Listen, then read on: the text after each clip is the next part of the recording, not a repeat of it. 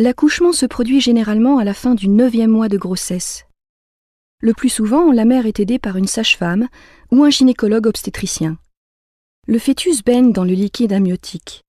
Il est relié au placenta par le cordon ombilical. Sa position indique qu'il est prêt à naître.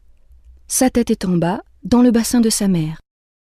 L'accouchement commence par la période de travail. Elle se caractérise par des contractions involontaires du muscle de la paroi de l'utérus, le myomètre. Au début, les contractions se produisent toutes les 10 minutes environ. Elles sont assez courtes. Puis leur fréquence et leur durée augmentent progressivement. Le fœtus est poussé du fond de l'utérus vers le col de l'utérus. Sa tête appuie sur le col. Il se produit alors ce que l'on appelle l'effacement du col de l'utérus.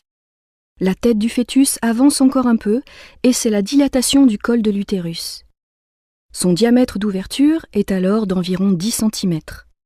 C'est généralement à ce moment que se produit la rupture de la poche des os. Le liquide amniotique s'écoule. La période de travail est terminée. Elle peut durer en moyenne 7 ou 8 heures pour un premier accouchement. L'étape suivante est l'expulsion du fœtus. Elle est beaucoup plus rapide, environ 30 minutes. Les contractions ont lieu maintenant toutes les 2 minutes.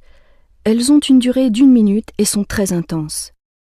La mère doit cependant aider le fœtus à avancer en contractant volontairement ses muscles abdominaux. La tête du fœtus avance dans le vagin tout en effectuant une rotation.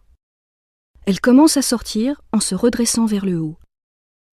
Puis, la sage-femme ou le médecin saisit le bébé par la tête et la tourne afin de faciliter le passage de la première épaule, puis de la deuxième, et enfin de tout son corps. C'est la naissance. Le cordon ombilical est coupé. Sur le ventre du bébé, la cicatrice laissée par le cordon deviendra le nombril. L'accouchement n'est pas encore tout à fait terminé pour la mère. En effet, quelques minutes après l'expulsion, les contractions reprennent. C'est l'étape de la délivrance. Aidée par le médecin, la mère expulse le placenta.